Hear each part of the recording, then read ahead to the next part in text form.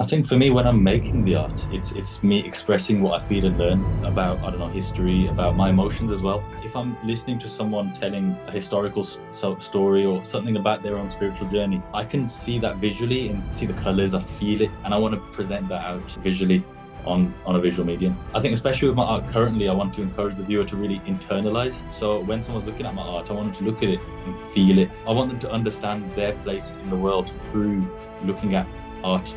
Explore your passions, go out into nature. You have to have that alone time internally to figure out who you are and who your place is in the world. Sikhs wore very expensive gold laced jamas. They had beautiful ornated, belts, guns that were actually topping most of India at that time. So Sikhs were very, very royal. And when I'm showing my work and people come at me with hate, with problems and anguish and stuff like that, I do feel for them. I think I need to be careful what I'm showing, but then it's a double-edged sword, so it's really just developing that compassion to say, I'm doing this from my heart to help others. And that's the only reason I'm doing it. Hello, everybody, and welcome to Illuminating Dialogues number 33, where I have the really special pleasure of talking to Rajpal Singh today. How are you, brother, and where are you coming from? Very good, thank you. So I'm here in Birmingham today. Awesome. Lovely weather, by the way. Not really. That's okay. It's probably beating us in Scotland because it was snowing this week. Oh, yeah, yeah. So it's all good. So for those of you who don't know Rajpal, I'll do a short introduction. Um, Rajpal Singh is a self-taught digital painting artist using storytelling and the portrayal of Sikh philosophy to depict historical events. Rajpal has also been the head character designer for a startup animated series and head illustrator for a children's book. His collection includes historical and contemporary arts of the Sikh gurus and figures. These artworks are essential reference material for understanding the true appearance of our gurus and in understanding the amount of sanitization and modernism that spread across Sikh visual representation, giving us greater insight and experience into the soul and heritage of the community. Though still growing his portfolio of Intrinsikh arts, which is awesome name by the way, Thank each you. artwork has captured our hearts and minds, inspiring and teaching his 6,000 and plus and counting Instagram followers. As I read through or watch your artworks, I know we met each other first in Sings Camp in the summertime. Yeah, It was awesome, really, to see. I know we talked about doing a podcast together, just to see the amount of dedication you put into your own passion, into the artwork. And I actually didn't realize until you explained to me, it's not just artwork; it has like a whole meaning behind that. So I'd love to have a illuminating dialogue today on what is what you do, the amount of time and effort you put in, and perhaps illuminate for the community, why you're doing this. But before we do that, and before we jump into that, this podcast is called Illuminating Dialogues. It's a podcast to journey together, maybe to a space we haven't gone before. The sum is always greater than the parts. So coming together and illuminate maybe ourselves and hopefully the listeners as well. So my first question to you, Rajpal Singh, is what lights you up? Ooh. I think it's when I see something to be passionate about, that's what lights me up the most. Mm. I think the sheer color of life itself, it's something I can't really explain in words, but for example, activities that take you out of your comfort zone, things that will connect you spiritually, um, I don't know, ideas, literature, for example, that make you really internalize. I think for me, with my art and stuff like that, that's what I'm trying to do is show dedication, passion, bringing out color in someone.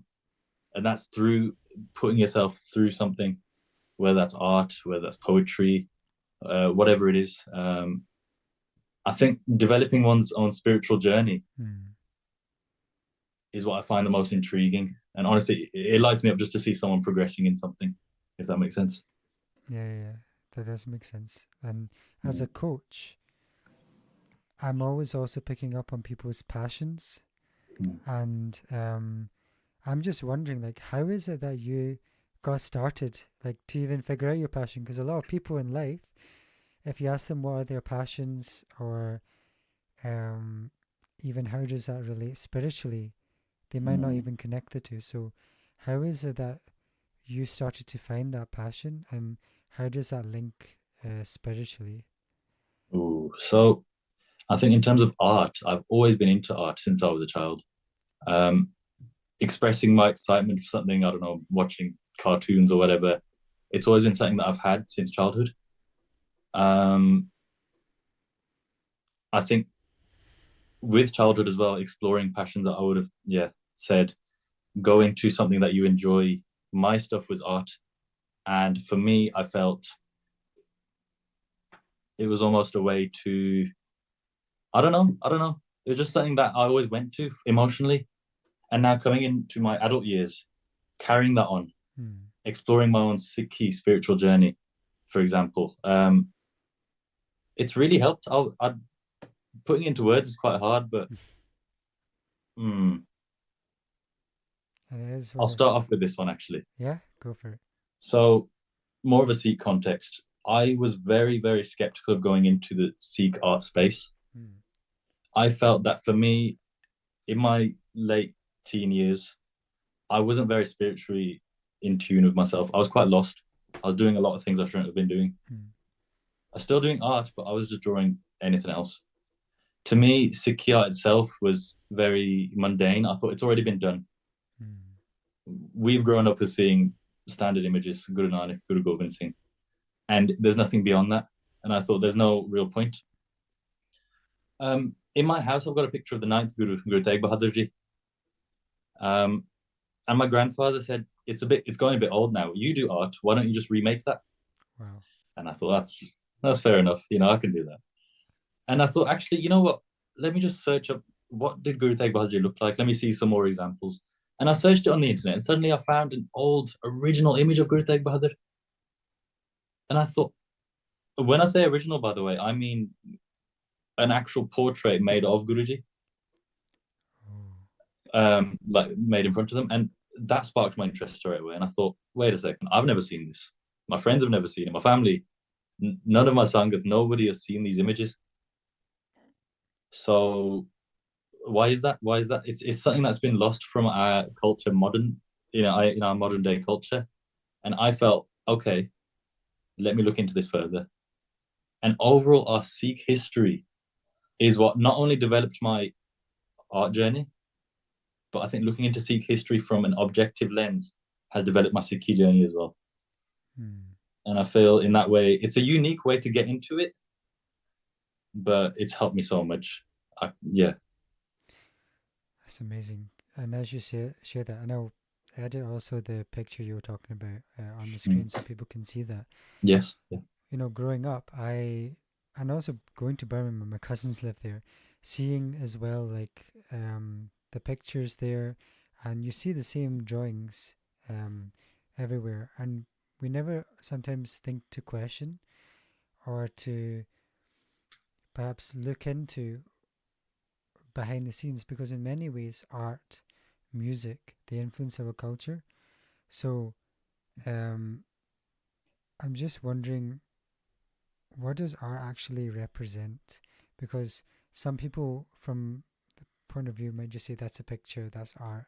That's But I true. feel That's true. like there's, as you go more into art, like even podcasting is a type of art, for example, you realize there's something actually deeper at play here. So what did Mm. you begin to notice about art and what it stands for as you went into it?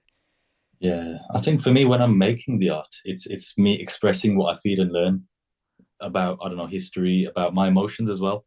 Okay. About if I'm listening to someone telling a historical story or something about their own spiritual journey, I can see that visually and see the colors. I feel it, and I Mm. want to present that out visually Wow. on a visual medium.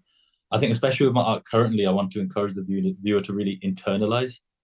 So when someone's looking at my art, I want them to look at it and feel it. Mm. I want them to understand their place in the world through looking at art. if that makes sense. It's a way, it's a spiritual pathway that I've seen, which is showing almost yeah, showing such raw emotion, such color, such passion. It's something I really advocate for, is encouraging that growth. So for me, art is expressing the life experience visually to submerge the viewer into an experience. You know, I want them to reshape their understanding of themselves internally, and I want them to question their own journey, because a lot of people don't even embark on that journey. I feel like I've only just started, but encouraging them to explore themselves, to understand themselves better, I feel is very significant.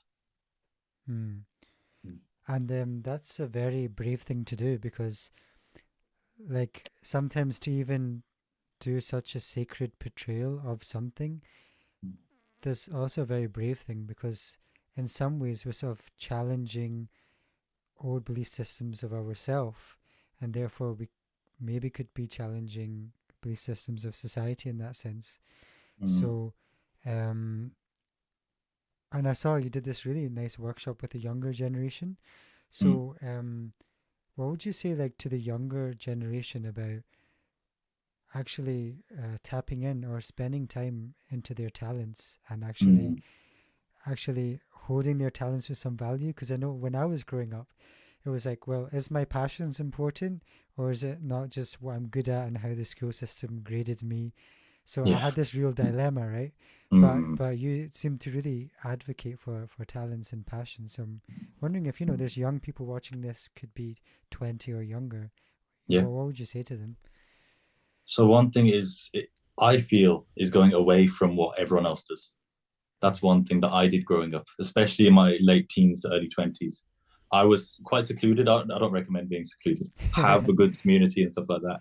What I'd say is explore your passions, go out into nature. Mm. You have to have that alone time. As, as some people will say, go into that mental lab internally to figure out who you are and who your place is in the world. Now, I do that personally through art. I also do it through physical exercise, Brazilian Jiu-Jitsu. I've been doing that for 3 years now. Wow. It's something that I've been going to consistently, and it's helped me understand myself in so many different ways that I feel that people are missing out on by going straight into university, going straight into work, routines, and they don't get that chance to really break from that and sit down with themselves, with their own thoughts, with their own insecurities. So, in terms of youngsters that want to pursue their passions, it's a tough one as well, because obviously financially Mm. is another side of it as well. I had to think of that. So I also work a full-time job whilst doing my art, and only in these past few months can I say I've been able to step back slightly and Mm. focus solely on the art. But if one was to pursue their passion, they must be diligent on it and disciplined. That's what I'd say. And they need to know where they're going with it slightly. Sometimes it can go out, you don't know where it's going to go, but as long as you're pushing your passion, you're pushing towards something, you should have an unwavering spirit in that. No matter the criticisms, no matter the obstacles that come in your way, you keep pushing forward with it. Wow. Yeah, So, that's really powerful. And mm, like when you did Brazilian jiu-jitsu, or like you mm, said, the colors or the sensations just come to you like when you're out in nature. mm. Could you maybe share how these insights, like breaking outside of a routine, Ooh, how yeah, that actually, like, could you give us a sneak peek into like how that actually helped you and like yeah. what unlocked inside of you during those periods of outside their Mm, normal routine? yeah. So I left school just before lockdown Mm. happened. So I was able to have a lot of time where I wanted to go to the park. I wanted to go for a run, I'll be honest with you, going into that training phase and stuff like that. But being in nature was very important to me. It was a daily practice at the time. Now it's every so often. Going on hikes, just being alone, surrounded by wildlife, I felt was so. It just emanated love for Mm. me, and I felt I could see the interdependence throughout nature. If it's you can see the entire forest, or you can look at little sections and realize that even insects have their own cities, and it's all so complex. on a small level as well. I just found it fascinating, and it connected me to embark on that journey of exploring. This is all God's creation, Mm. you know, and seeing that and experiencing it is the easiest in nature, I feel. And surrounding yourself in nature, your eyes open up to these sort of things.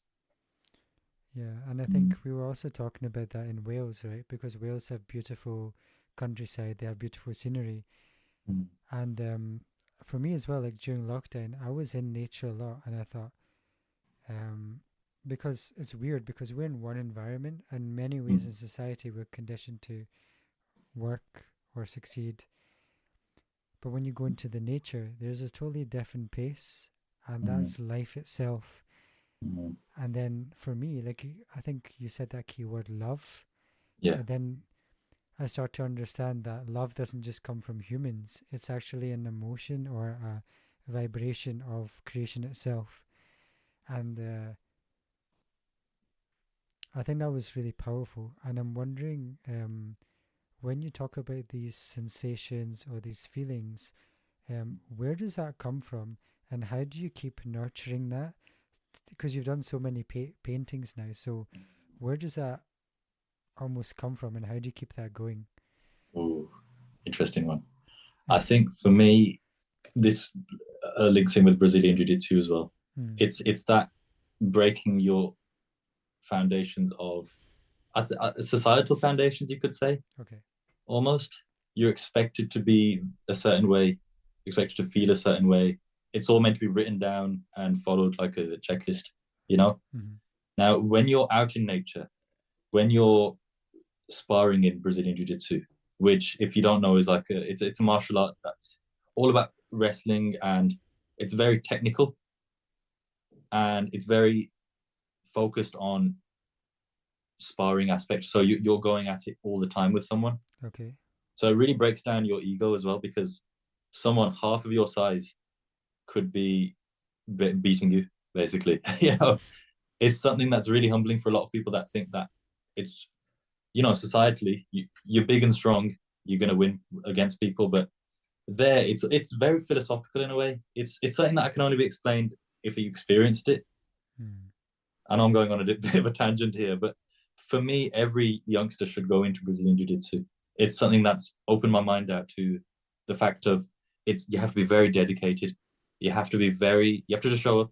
You'll leave there sometimes so disappointed because you've lost every round to someone that's like 12 years old, right? But that breaks your ego down to the point of where you can explore yourself further. So when you're going into nature, it works hand in hand. It opens you out to that. I know, like you had Buljit Singh on here a couple of weeks ago.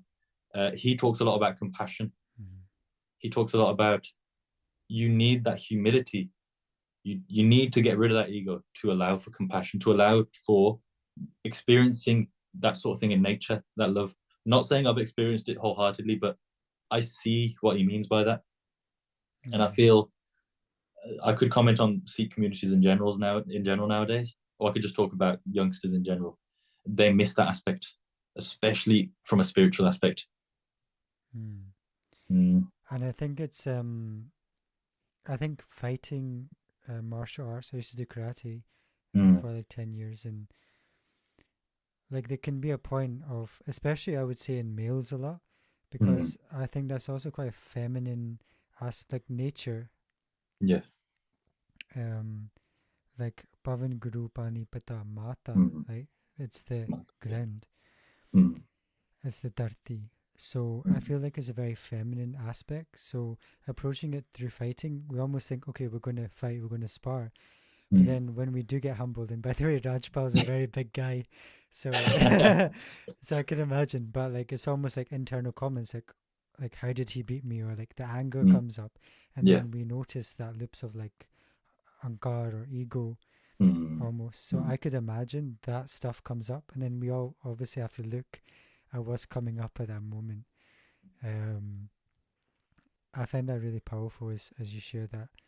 Um, so I'm just wondering if we can delve a bit more into the art pieces. Yep. Obviously, modern art. Um, as you're doing wonderfully. Um, and the Sikh era has also changed, like Mm. over the last 100 years. But how does your artwork kind of differ for that?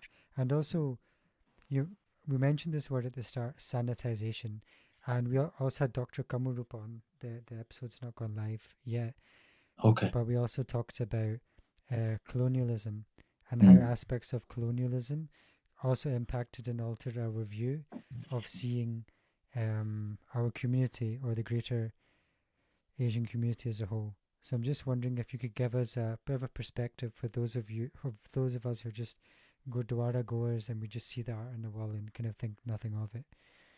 Yeah. So I'll start off with the pictures we've all seen, which is by someone called Sulba Singh. Yeah, so Now, it blessing. was a blessing that he was the first real artist to get pictures of our gurus in almost every Sikh household in the UK, for example, or around the world, wherever. So it's a big blessing of what he's done. He's done great. You know, you're spreading these things. You're developing people's Sikhi visually, straightforward, straight up. But the problem I find with Soba Singh in this day and age is what he tried to do was follow the colonialization of Sikhi, which Okay. happened during and after the era of Maharaja Ranjit Singh Mm-hmm. in the 1840s, I'd say 1850s, where the British really took over the Sikhs. And funnily enough, I was reading on this today of the fact of the British actually took on Sikh soldiers. They religionified Sikhi, I'd say, Mm-hmm.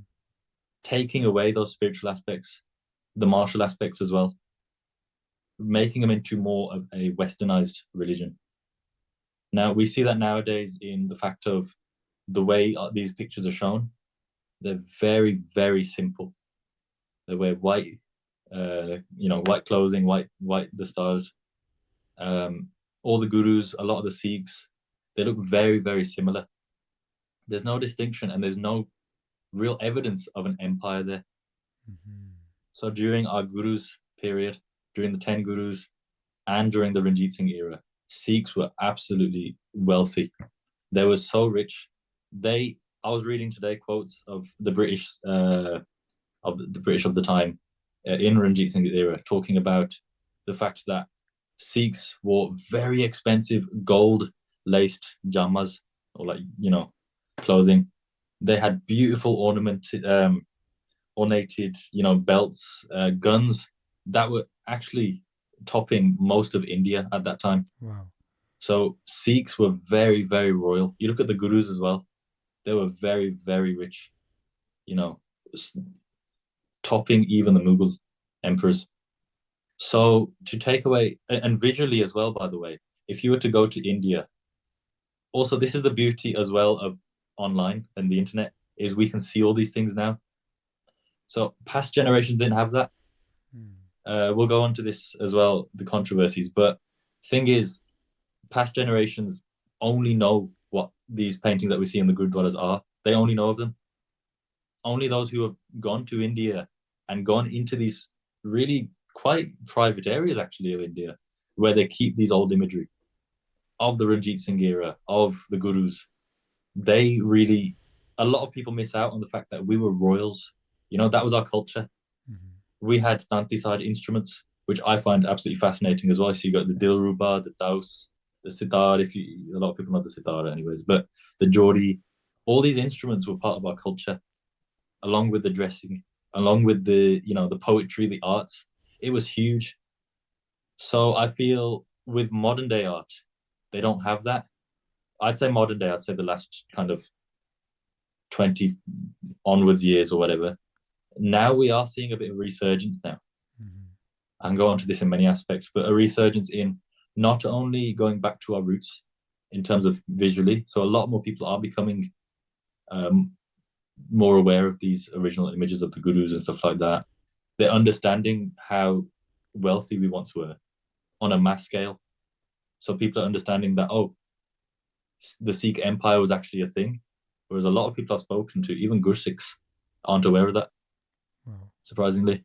I feel it's important as well because it's giving us an identity that's beyond just religious attributes, which I feel is important to get people interested in the path of Sikhi, because it's for everyone. I'll be honest with you, the path of Sikhi is so beautiful.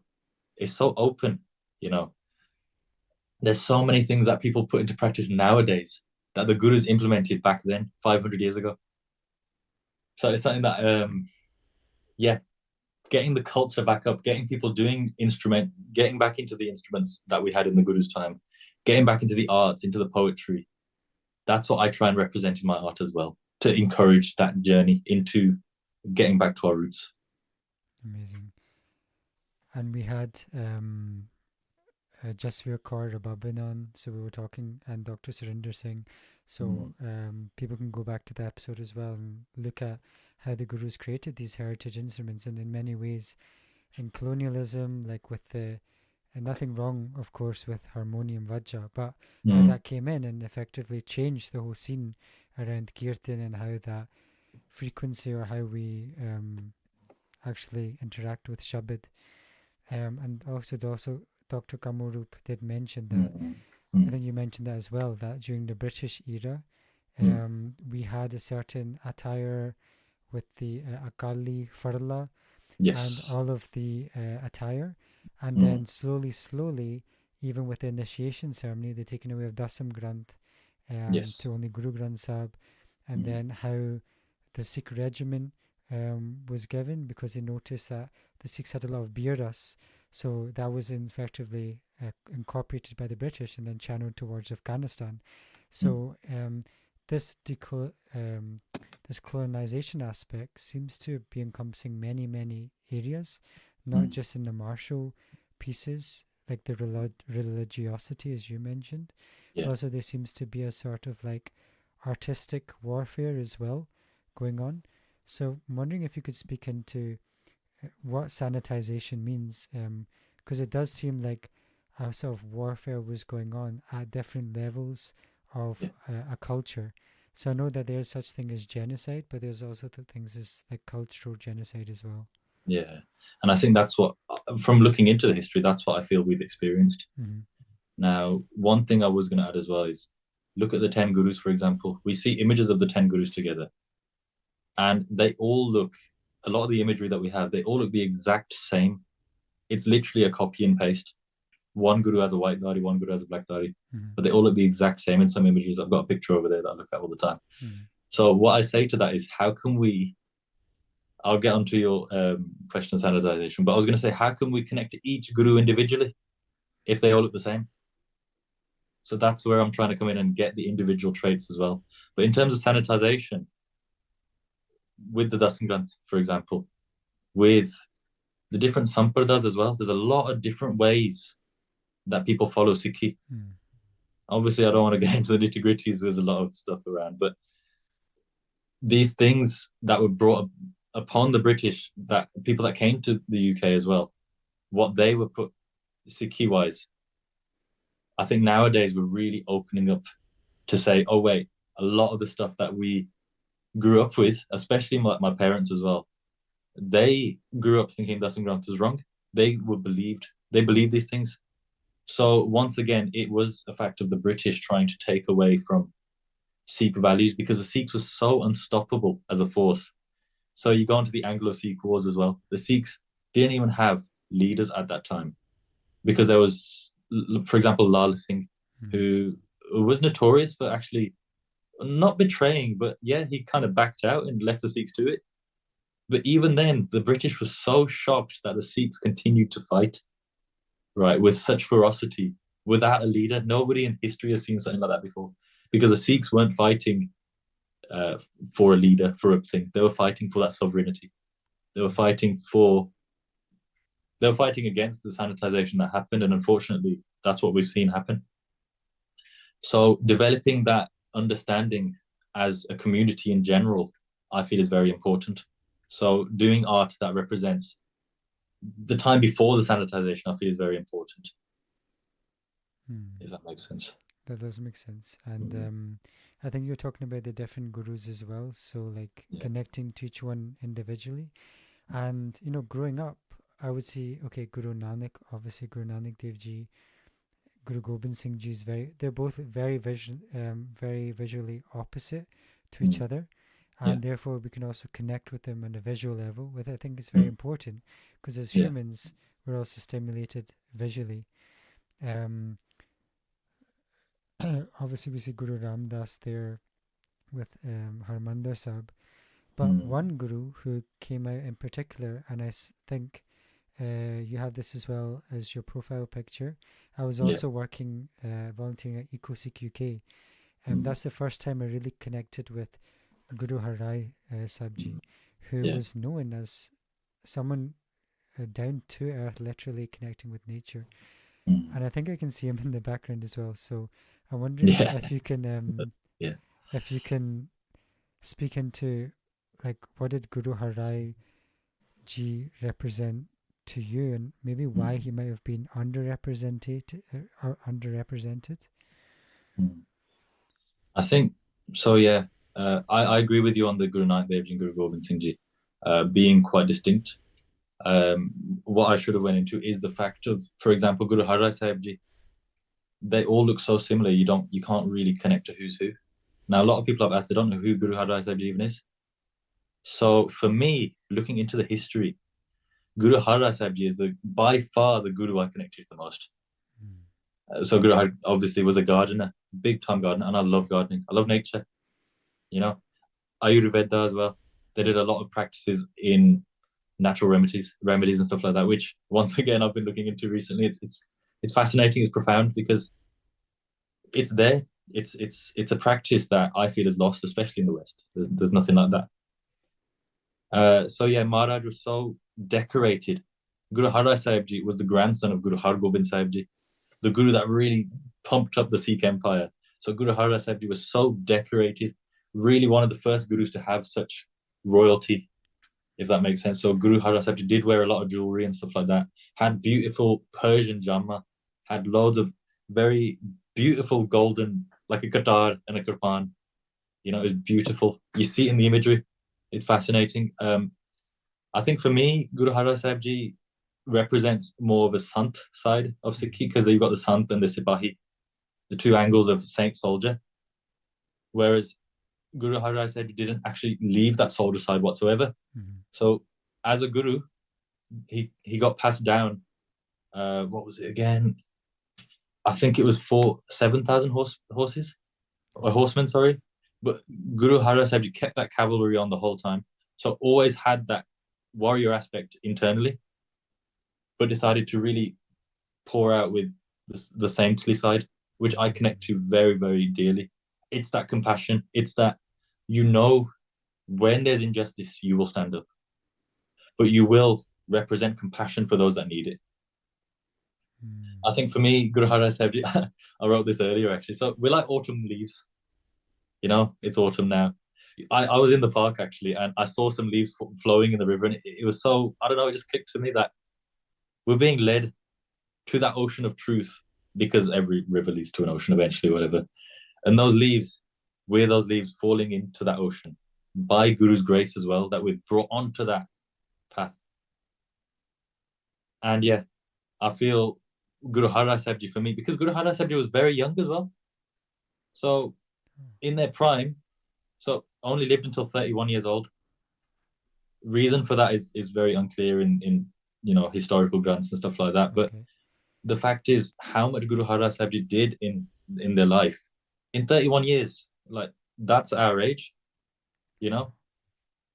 So I feel it's very inspiring to people our age, especially people going up in their 20s. That look at Guru Har Rai Sahib Ji, a decorated guru who had a huge army, just a standing army, was a gardener, helped people out medically, and still was the guru, spreading Sikhi, spreading that way of compassion. Mm. Mm. And like you mentioned Ayurveda as well, and Mm. I think we talked about this previously, and we've done a lot of podcasts on Ayurveda. Is there was a lot of grunts, I think, attached to even Sarbalu Grunt was even Mm. a Ayurvedic text Dr. Kamarup mentioned, and the amount of uh, commissions that the gurus did for Ayurveda. And of course, if you have an empire, how are you going to medically treat them? How are you going to solve their by remedies?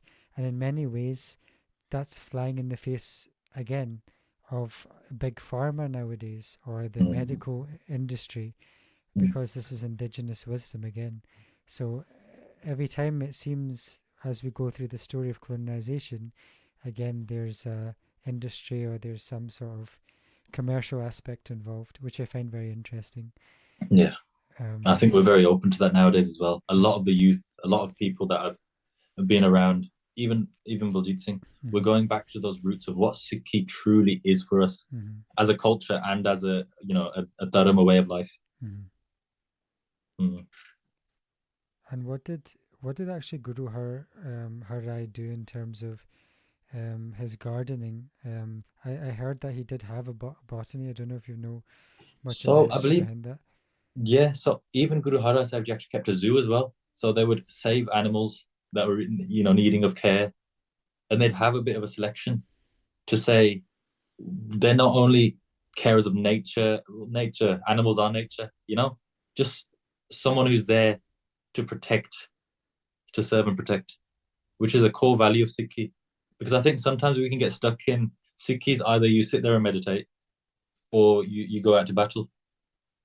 There's no real middle ground there. There's no real space for that. But when you look deeper, you look at people like Bhai Kanhaiya, who was compassionate to the opposing army, you know. I feel like Guru Har Rai Sahib Ji is that middle ground area that you to be compassionate and to be helpful for others. You put in the gardening is very difficult. Mm, Ayurveda as well. It's a practice. It's something that you know it's inspiring this for us to look into and to develop. So we look at like Guru Har Rai Sahib Ji, and we see that, and that's the same with all the 10 gurus. They've all got their own specific traits that we can take from. Guru Amar Das Ji was so old, but still was so wise and so ready to help Guru Angad Dev Ji. Guru Har Gobind Sahib Ji was 7 foot tall, built like a tank, was a wrestling competitor as well. wow.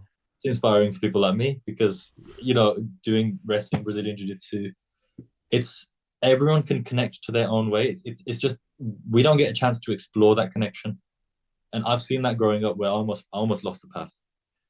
And I realized there was nothing visually that I could really connect to. So with my art, then what I'm trying to do is show those traits, show Guru Har Rai Sahib Ji doing gardening, showing Guru Har Gobind Sahib Ji looking really tough and strong.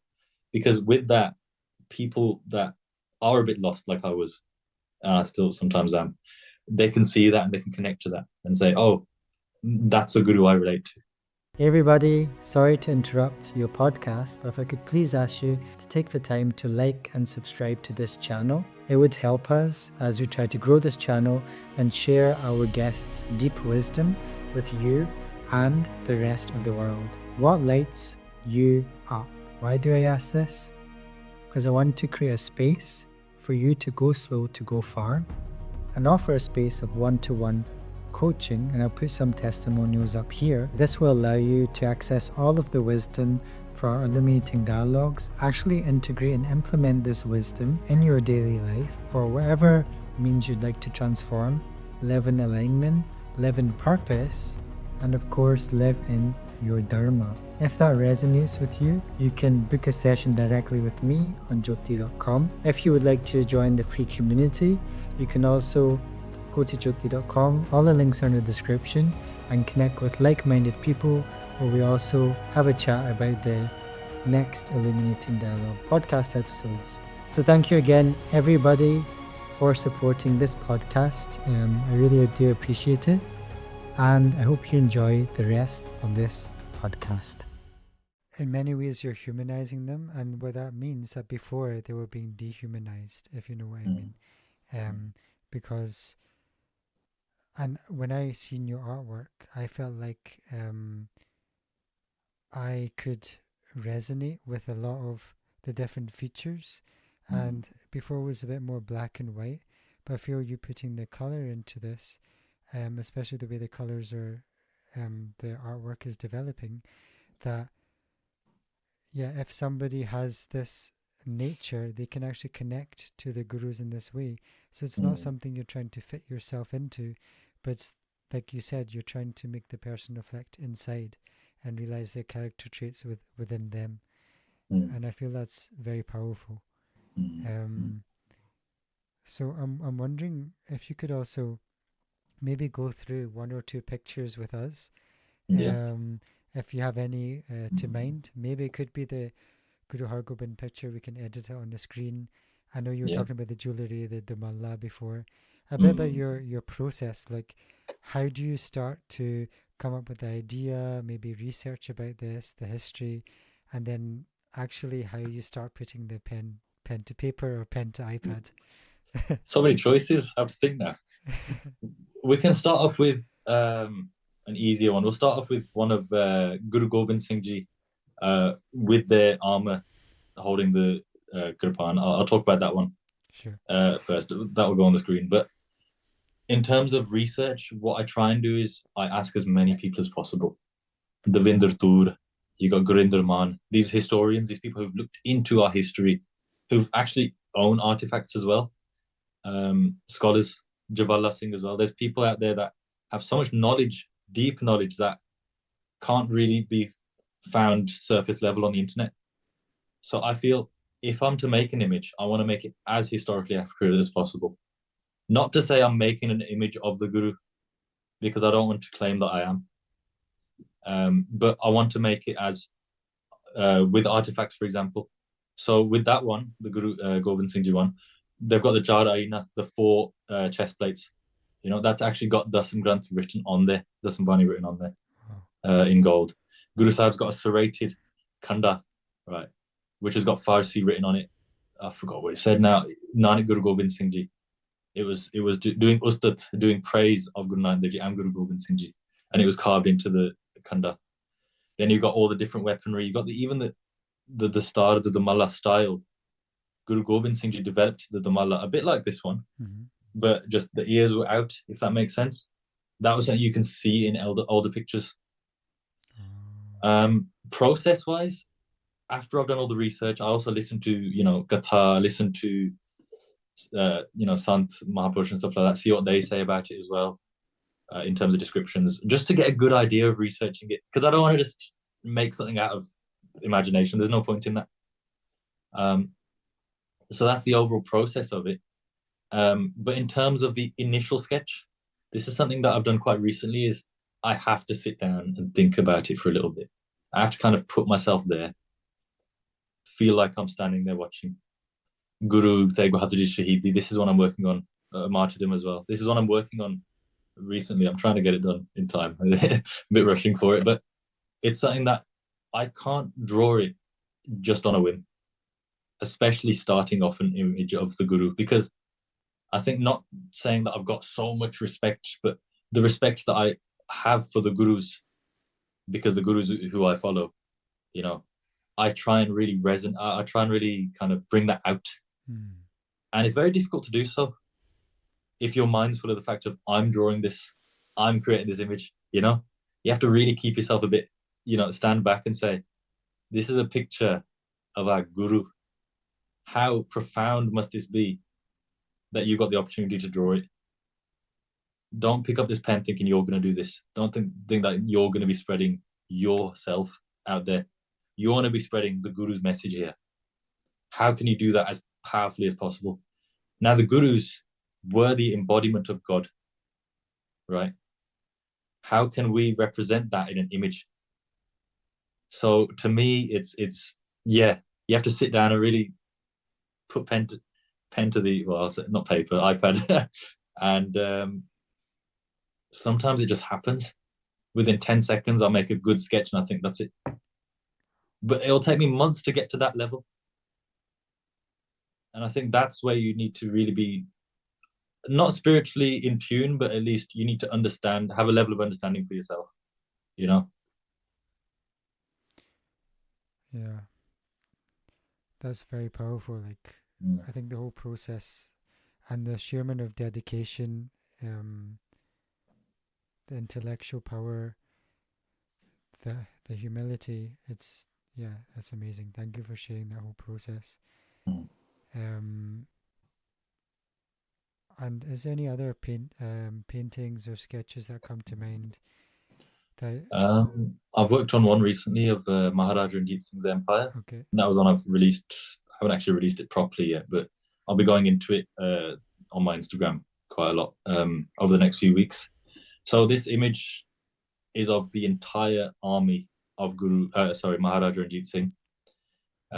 Each individual has been historically referenced as well, and it's showing Ranjit Singh's Lahore, which was so rich and wealthy. It beat the British pound actually. Wow. So I think it was £13 to a rupee at that time. Not for very long, but the value of the Sikh Empire run under Maharaja Ranjit Singh in Lahore was substantial. So you had um, textiles, you had beautiful buildings, absolutely beautiful architecture. You had court of Lahore, for example. Maharaja Ranjit Singh had a court of poets, had politicians. It was just really rich. And I went, how can you show that through a visual medium, through one image? Sorry, you know. And this particular image is talking about the army side of it, where they had a huge army that was actually led by John Francis Allard, who was an Italian, I believe, who was part of Napoleon's army that had recently disbanded at that time.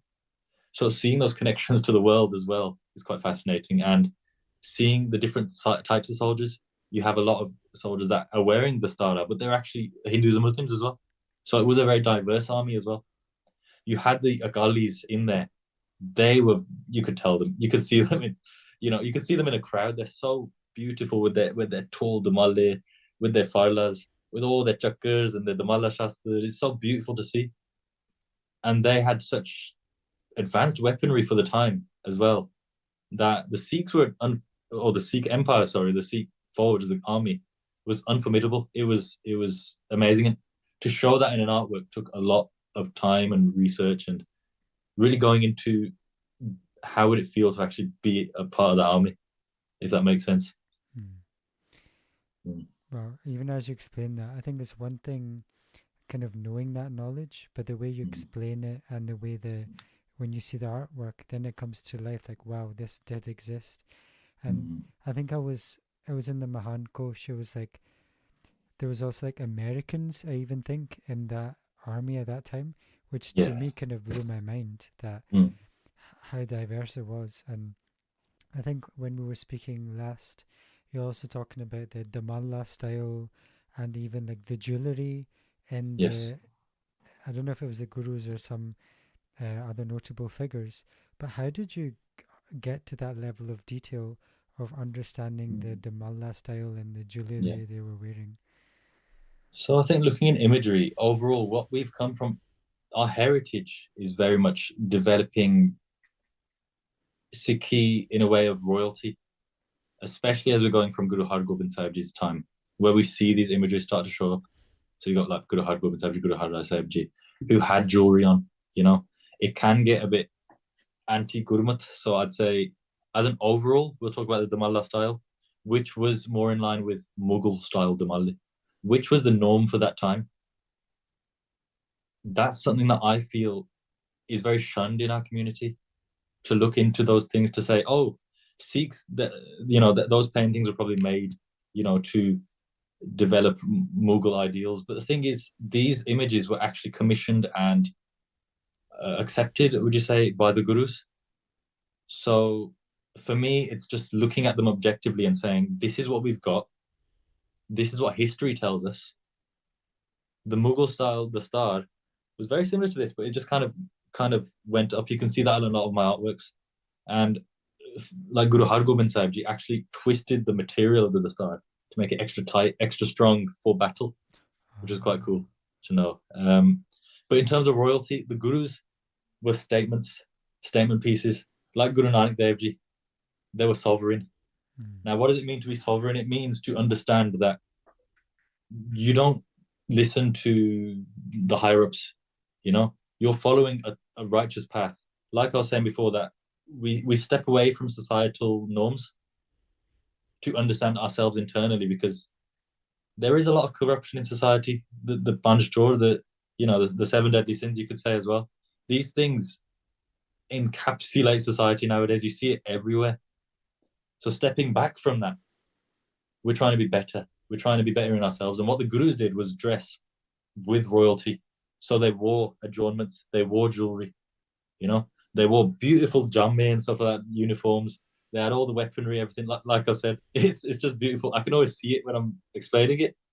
And I feel there is a resurgence in that where people are saying, you know, we need that sovereignty, we need that royalty. And how can we get that is just through perseverance and getting to know ourselves better as a community and knowing that where we came from isn't what we're being shown nowadays in terms of the literature that we grew up with, the imagery that we grew up with. I'm not saying it's wrong at all. It's brilliant. It's got a lot of people into Sikh, you know. But how can we aid people to, you know, encourage that internalization and looking back to what we were? If that makes sense. Yeah, that's amazing what you shared, and um, I think from my side as well, because sometimes you see a lot of people, like you were saying, it's either going to war or meditating, Yeah. and I think having that understanding that royalty piece, I never seen it in that depth before, but I Mm. think when you explained it, like it's not just like on the picture, or it's not just jewelry, but actually has a, it's a reflection of your soul, or like it's a reflection of you inside, like Mm. that jewelry, that royalty. I never seen it at that depth before, and it's almost got to do with a element of like self-worth almost, Mm. because I feel like if we are not worthy, or we don't see that worthiness that has been put inside us, then that can't be reflected outwards. So Mm. I think that's one of the things that came up for me. And is there any challenges that you found in yourself to Mm. put one of these ideas down to pen, and then once or down to iPad, sorry, or when it does come out and you've released it, is there any challenges you faced from community or society that you've not actually expected? Mm. So I think internally with myself, I always feel like I can be better. There's so many things that I feel, you know, you have that imposter syndrome almost that, Yeah. you know, am I should I be doing this? You know, these are the gurus we're talking about. These are the people that we look up to the most in our communities. So there is a bit of a not an expectation, but you try and be your best self as much as possible. And sometimes you can run into pitfalls. You get burnt out, this, that, and the other. Um, but it is just persevering on with that. In terms of outwardly, I have had challenges with the things I show. So I've had to really deal with that, speak to people about this, the fact of I am showing things that haven't really been seen before, that people might disagree with, and I have had disagreements with people. What I'm saying is, look, I'm just sharing out what I've learned, what I've seen, what I've been taught as well. If that's wrong, objectively, then that's wrong on me. But what I try and do is be objective with everything I do. A lot of people come at me with subjective viewpoints, if that makes sense. Mm. So, you know, certain opinions a certain system might have, certain opinions people might have individually because of what they've grown up with. Mm. But when I'm looking in history and I'm seeing the evidence is here, if I'm to work off evidence and not saying that I always do, sometimes I do slip up and I have made mistakes. And, you know, we grow from that. But what I say is, as long as I do it from my heart and say, I'm trying to spread this culture that we once had. I'm trying to spread a Sikhi that I feel has been colonialized. I'm trying to say, what was it when the gurus were developing Sikhi and saying this is the path? That's what we should be following, I feel. A lot of things nowadays have been lost in translation. So I feel, once again, talking about going into nature, Mm. training, these values of understanding oneself internally, which is a core value of Sikhi, compassion, humility, I feel those things have quite dissipated. And when I'm showing my work and people come at me with hate, with, you know, problems and anguish and stuff like that, I do feel for them. I think I need to be careful what I'm showing. But then it's a double-edged sword, you know. So Mm. it's really just developing that compassion to say, I'm doing this from my heart to help others. And that's the only reason I'm doing it. So yeah. Yeah, that's really amazing. And again, is brave work to do. Um, Mm. so as we begin to wrap up this conversation, I'm just wondering, you mentioned the colonization, and in many ways, many people around the world, and many indigenous cultures as well, are doing work of decolonization or Mm. indigenous work. Where do you see our community could be back in Punjab or Southeast Asia, could be the wider diaspora? Where do you Mm. see that going in the next few years or even decades? So as an overall, I see a lot of improvement in our community. A lot of people are standing up now and saying, "Our instruments, where are the instruments gone?" There's nothing against the harmonium, but they're seeing that now a lot more. So you've got communities that are saying, we need to bring these instruments back. You've got communities that are saying, we need to bring the arts back. These things are slowly coming in. In 5 to 10 years' time, to 15 years, the next generation, I do see an influx in this culture. So I'm quite positive in that aspect. I think, yeah, as an overall, people are understanding these things, are noticing these things. And social media and internet as well has been a big help for that. We're talking now about this. So I feel we're bringing to light that there are problems. And I feel if we were to bring these cultural practices back into our community as a whole, people have better areas to connect to. I think growing up, I've seen a lot of people that have come off the path. Mm. I've come off the path myself because there wasn't really that area to go to. I didn't have the opportunity to explore it, and I feel a lot of people won't. Now that I'm at this age, I'm here now.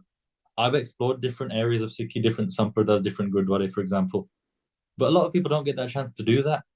So how can we as a community have every gurdwara, say, or even just online as well, promoting these cultural practices? You got danti saj instruments, you got arts, poetry, these things that can bring people in to say, if you're feeling lost, there is a path for you to come in. Amazing. And yeah, I think it was Baljit Singh's podcast as well about the heart and the Hirda, and how everybody has a natural resonance or frequency. And back in the Guru's time, we were also talking about the Bungai or Bungas, and each in Punjab, a bit like in ancient Greece, they had Aristotle's Lyceum, where they had wrestlers and they had philosophies and they went around the gardens. In the ancient tradition in Greece, but actually in the Guru's time and in the Mm. Sikh Empire, they had bungas. So they had, I think it was by Maharaj Singh during the Mm. colonial period. Yeah. They were actually, they had like political training in one bunga, then you'd go to another one and you have like wrestling. Another one would be like the arts and like music. Um, so I feel like it was amazing back then. People could actually go and learn to develop themselves. But I felt Mm. nowadays that's not here, but hopefully that Yeah. can come back for Mm. people. Mm. Cool. So is there anything else you'd like to leave the viewers with today, whether it be art, whether it be following their passions, Mm. um, or just looking further into Sikh heritage? Yeah. I think overall, following passion is very important. I feel there's a lot of individuals nowadays that are stuck in that 9 to 5. They're stuck in that cycle of work. And what I'd say is just explore yourself, go out into nature, write in a journal, do things that you feel will expand your life out, find that greater purpose if you haven't already. If you're feeling lost, not saying that people are feeling lost or whatever, but that's what I feel is if I could give advice to someone, it would be to find that purpose, find how you can help your community, whatever that community might be. How are you connecting as well? How are you developing your spiritual journey? Um, yeah. Through For me, it's through art. Um, but I feel it is very important to explore that. So yeah, take the time out and look inwards. That's what I just say. Yeah. Thank you, brother. And where can people find you, like your artwork, if they want to reach Yeah. out, even connect to you if they resonated today? So my main Instagram account is Intrinsic Arts. I'm always updating with new pictures and stuff like that, and I put all of my references within the Instagram. What do you call it as well?